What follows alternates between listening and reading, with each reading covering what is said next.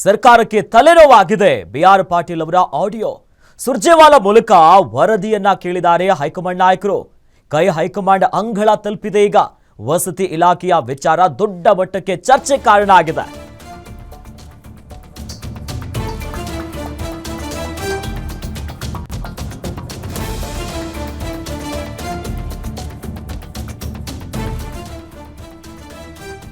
ಮೂರು ದಿನಗಳ ಕಾಲ ಸಿಎಂ ಸಿದ್ದರಾಮಯ್ಯನವರ ದೆಹಲಿ ಪ್ರವಾಸ ಫಿಕ್ಸ್ ಆಗಿದೆ.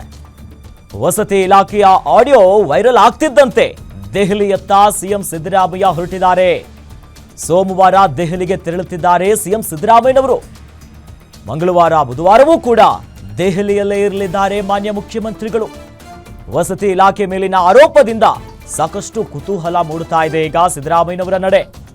ದೆಹಲಿ ಭೇಟಿ ವೇಳೆ ರಾಷ್ಟ್ರಪತಿಗಳನ್ನ ಕೂಡ ಭೇಟಿ ಮಾಡಲಿದ್ದಾರೆ ಸಿಎಂ ಸಿದ್ದರಾಮಯ್ಯನವರು. ರಾಜ್ಯಪಾಲರು ತಿರಸ್ಕರಿಸಿರುವಂತಹ ವಿಧೇಯಕಗಳ ಬಗ್ಗೆ ಚರ್ಚೆ ಮಾಡುವಂತ ಸಾಧ್ಯತೆ ಇದೆ.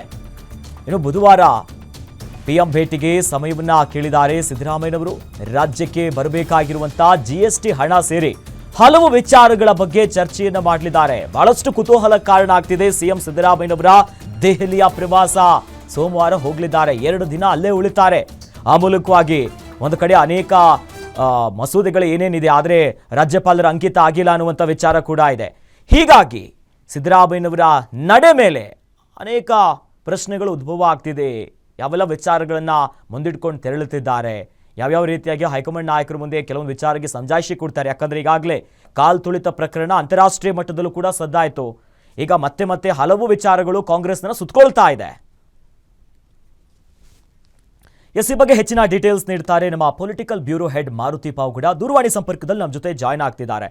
ಮಾರುತಿ, ರಾಜ್ಯ ಸರ್ಕಾರದ ಟೈಮೇ ಸರಿ ಇಲ್ಲ ಅಂತ ಕಾಣಿಸುತ್ತೆ. ಯಾಕಂದ್ರೆ ಇತ್ತೀಚೆಗಷ್ಟೇ ಕಾಲ್ತುಳಿತ ಪ್ರಕರಣ ಉರುಳಾಗಿತ್ತು. ಈಗ ಮತ್ತೆ ವಸತಿ ಇಲಾಖೆಯ ಆಡಿಯೋ ಒಂದು ಸಿಕ್ಕಾಪಟ್ಟೆ ಚರ್ಚೆ ಆಗ್ತಿರುವ ನಡುವೆ ಸಿದ್ದರಾಮಯ್ಯನವರ ದೆಹಲಿ ಪ್ರವಾಸ ಹಲವು ಪ್ರಶ್ನೆಗಳನ್ನ ಉದ್ಭವ ಆಗ್ತಿದೆ. ಹೀಗಾಗಿ ದೆಹಲಿ ಪ್ರವಾಸ ಈ ಹೊತ್ತಿನಲ್ಲಿ ಎಷ್ಟು ಮಹತ್ವವನ್ನ ಪಡ್ಕೊಳ್ತಾ ಇದೆ, ಅಲ್ಲಿ ಯಾವೆಲ್ಲ ವಿಚಾರಕ್ಕೆ ಹೋಗ್ತಿದ್ದಾರೆ ಮಾರುತಿ?